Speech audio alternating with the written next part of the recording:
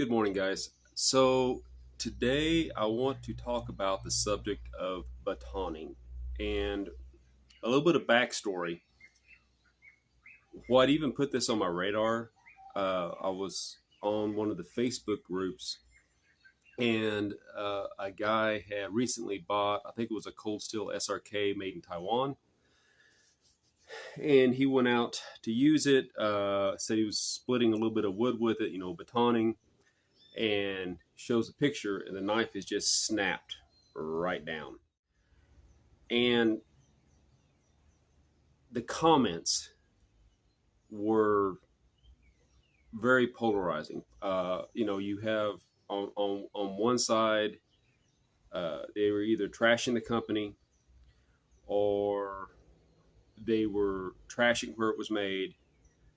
You had folks kind of in the middle who were like, well, I've never had that problem, but at least you found out now and nobody got hurt.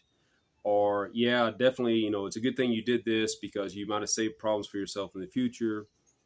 To the other extreme, no one should ever, under any circumstances, baton a knife. It's abuse.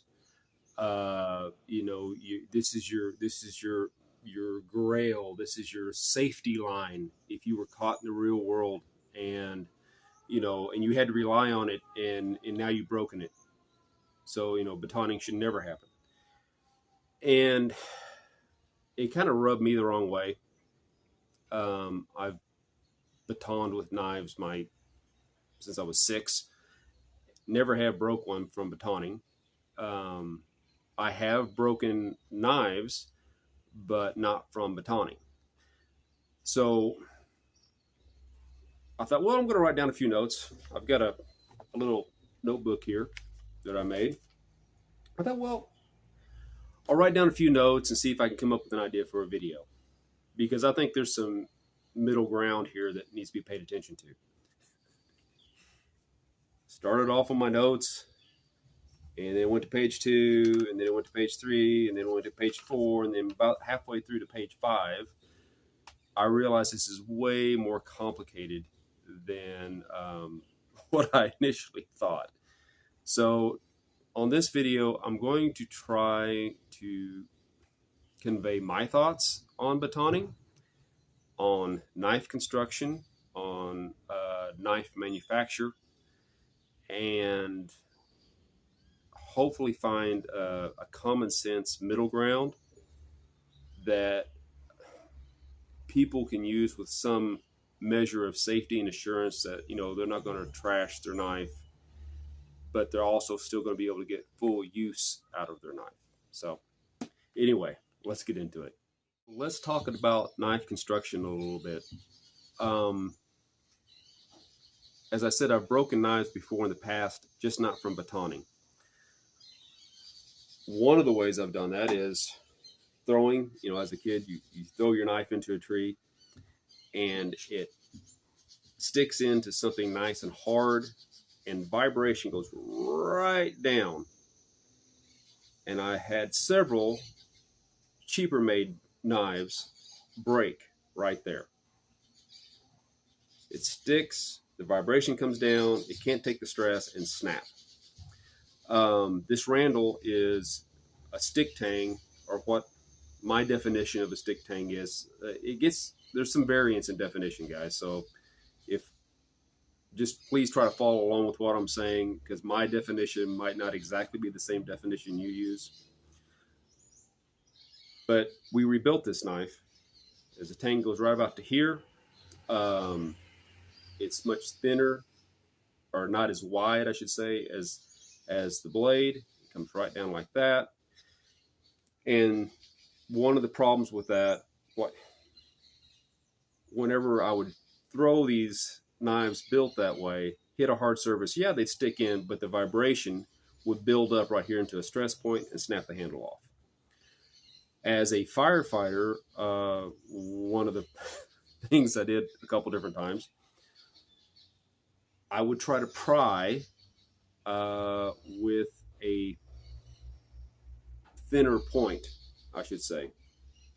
And I was like, oh, I just pry a little bit. Well, that lateral stress when you're going that way and that way, it's almost a guaranteed way to at least break your tip off.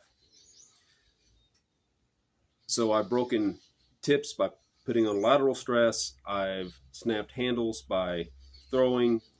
I broke the first version of this knife several years ago. It was out of a stainless steel, and I was chopping onto a log and literally snapped it off right there.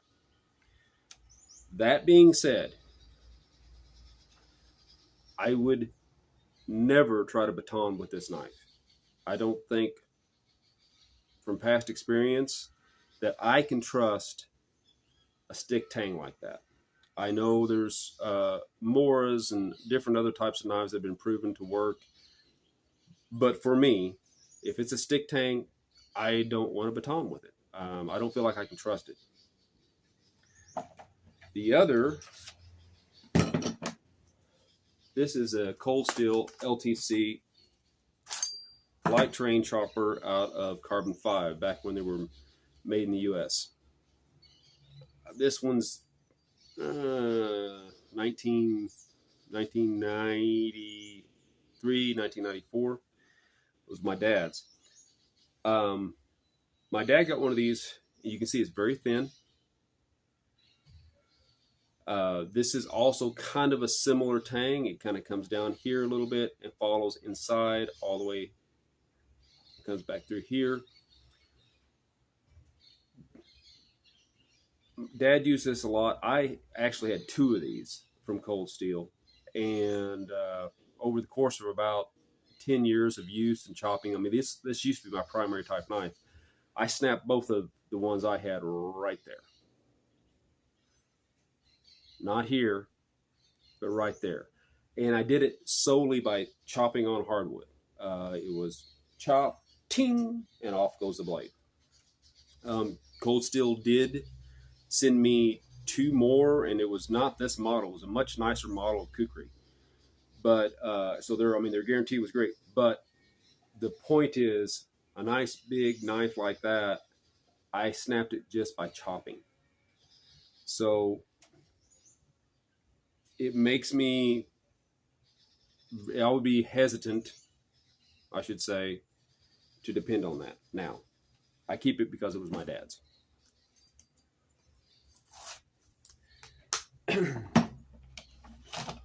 A similar type construction is this.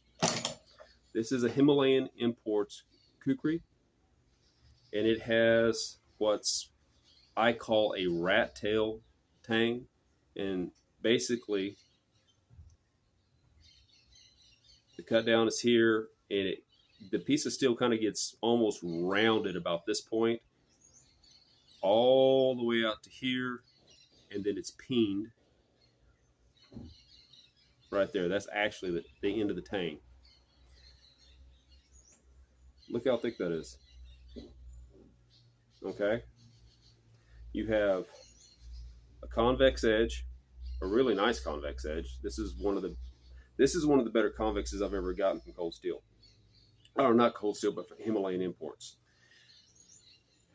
You have convex edge, basically 5160 or leaf spring steel, differentially heat treated, and I do not worry about chopping or with batoning or chopping with this in the least. It's designed for it. It's designed to take that kind of use. The guy who started Himalayan Imports, his name, he went by Uncle Bill, and he was the one who was importing the knives. One of the things that he would say, which I thought was kind of interesting, whenever you got one of his kukris, he said, go out, find a gnarly piece of knotted up wood and hack on it and chop on it and beat on it to make sure that the temper on these were correct. They have a unique method in Nepal where they're basically pouring hot water off of a tea kettle down the edge and Sometimes it works good. Sometimes things don't work quite as well. And as you can kind of tell, I don't know if I can get that. You see that right about here. Little bit of a weak spot there, not quite tempered as well. There's a wave, and that was from chopping hardwood. It'll still baton just fine, and it's a decent knife, especially for the price. But this type of construction I would trust. When I lived in the States, lived in Missouri, hot summers, cold winters, we had a wood stove, and we used white oak and red oak seasoned to feed the stove. And this is what I used to split all my firewood for, gosh. Well, this one was made, I think, in 2010, so 6-7 winters that I use this. And this is something that I made. This was out of a truck leaf spring. Okay. This is full tang construction. It's got shark skin on it, so it's kind of hard to see. But it's full tang construction. But the difference is, do you see where the tang is at the end? The shiny part there? Do you see how thick the spine of the knife is? It comes right through there. And then I thinned it on the anvil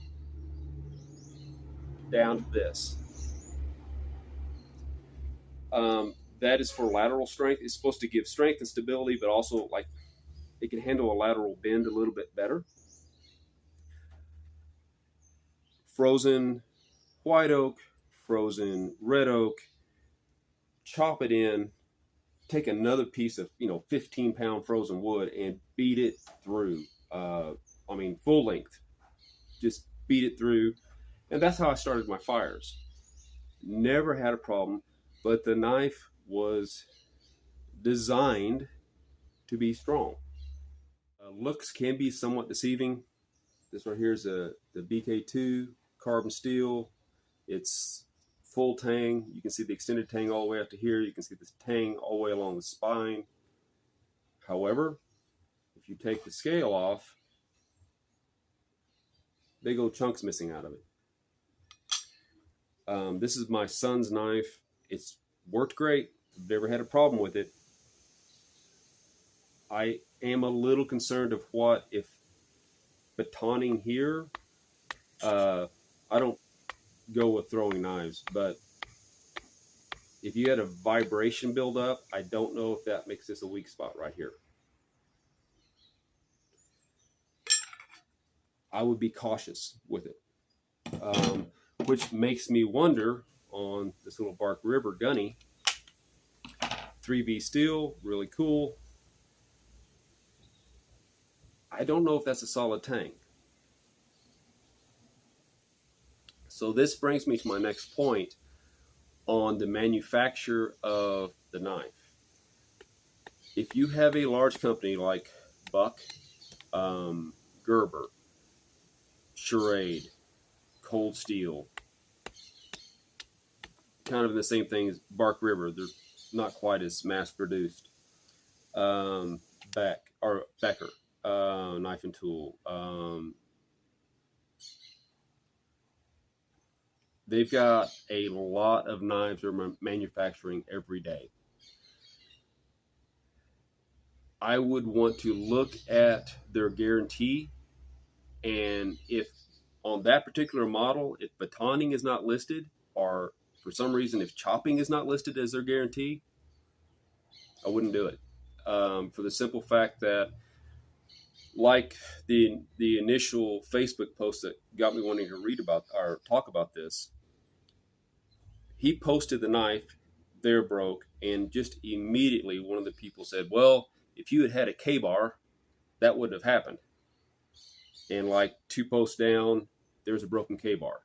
Well, if you'd had a Gerber Strongman, that wouldn't have happened. Another couple posts down, broken Gerber Strongman. If the manufacturer did not design the knife to handle that kind of stress, I wouldn't do it. It might be able to handle it, it might not, but when it comes to your uses and things like that, if you're planning on being able to baton, being able to chop and do these things without having to worry, you've got to look at design and you got to look at what the manufacturer guarantees their blade to do. Right here on the WSK, now you can see it's got the tapered tang, 01 tool steel. It's guaranteed to handle batoning, not throwing, batoning and chopping. And so you guys have seen me in videos just absolutely beat the thunder out of this knife, especially here, because the woods that we have in Central America are very twisty and knotty and hard. So, but I have no worries about beating this knife through tough wood. He designed it for that. Another one,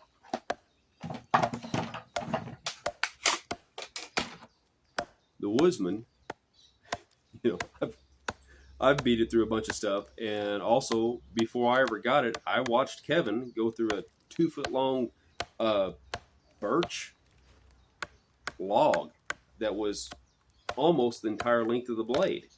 It missed it by about an inch of being the length of the blade. No problem. He designed it that way. And so when you're looking at guys like Beck or like Origin Knives, and there's a lot of other good knife makers out there. Gossman is another good one. Difficult to wield this. It's very big. These smaller shops that they've got more hands on the knife, and their name is associated with each blade that goes out. If you're producing 1,000 knives a day and one of them's bad and it gets sent back to you, you just send them out another knife. If you can only produce a few knives a month and something goes wrong, that's your reputation and can severely impact your business. So there's just a different set of priorities. I'm not trying to badmouth the big manufacturers. I'm just saying it's just common sense. So with like Beck, Origin, Gossman, you know, and as far as like middle of the road stuff, you know, Bussy is known to be extremely tough. They also have very sharp angles. Another knife, a big manufacturer that I've had zero problems with, Tops. This little Tops T2, I EDC'd that for a year. Full tang construction. There's no big gaps in the hole in the tang whenever I take the scales off. It's 1095. It holds a great edge. I've reconvex the edge, and I put the little grinds on the side of the blade just kind of for decoration, for no other reason. I'm not worried about batoning with this. I think it does a great job. And one other point, so I don't have any problems batoning with this knife, and it's 1095. It's considered a simple carbon steel. This is 3V, and it should be way tougher. I've never had a problem with it, but I'm nervous batoning with this. Number one, I don't know what's underneath these scales. Number two, there have been issues in the past around LMAX out of Bark River, where they thought they were shipping out knives that were in LMAX, but perhaps they weren't sold LMAX. I've talked to other manufacturers who, you know, custom manufacturers who's like, oh yeah, I bought this, it's supposed to be 01, and they make the knife, they go out and they test the knife, and the knife broke because what they were sold wasn't exactly what it was. So if the manufacturer is not testing their product, you could run into an issue there. An important point to bring up is your own perception. I'll mention that my definition of something and your definition of something might be a little different. A lot of times that's a cultural thing. Uh, if I'm up in the northeast part of the states, they want a saw, a hatchet, or a light axe, and a knife that, in my mind, would be more like a hunting knife. Something maybe similar to that. That's culturally what they use up there. For me, I like using a larger blade and maybe pairing it with a smaller blade, which is not. Some folks say that's an environmental thing, maybe a little bit, but from sea level all the way up to above tree line, there are cultures who use a big knife and a small knife, and there's cultures that use axes, saws, and smaller blades. So to take one of those smaller blades and expect it to beat through stuff and handle it the same way that a kukri could do, that's not really a fair assessment. So my point is, in your comfort zone, what are you looking for? Because it might very well be that you're never going to baton with your knife. You're going to have a smaller blade, you're going to have a saw and a hatchet. And I think people by nature, since our creation, whenever we're presented with a problem or we're presented in an environment that could have problems and issues, we make up scenarios in our head. What's the most likely scenario that I'm going to run into? What problems am I likely to face? And what tools do I need to get around said problems? Like for me, I have a tendency of thinking of, okay, if I got lost out here, give it about 3 days and I should be able to be found or walk my way out, hopefully. And these are the tools that I want to have. Now, other folks might look at it as, well, I'm just doing a day hike on a trail and I've got a water bottle and a cell phone, and they feel comfortable with that. I wouldn't, but some folks do. I like having a certain amount of gear with me at all times. I think perhaps one of the reasons why the axe saw combo is popular in some areas, because if you're chopping with the axe to split the wood, if you've got a saw, you can get a nice even cut. Now this I did with the Woodsman, but you understand my point. You can get a nice flat cut, find a place to set the piece of wood down, stand back, and you can chop with it. Whenever you're using a large knife, chopping's not always the best option. Number one, unless you've got a saw with you, this is how your cuts are going to be. They're not flat. They're way more, you can't just set this on a stump. That's where batoning comes in, and it's so handy because with wood like this, I can set it on something halfway solid, put the knife in place, and all I'm doing is beating it down and splitting this wood. It's not going to get out of my control. Where, like, if I was to set it back and try to chop with the knife, it's wiggly. But if I put the knife on there, beat it down under control, then it's more safe.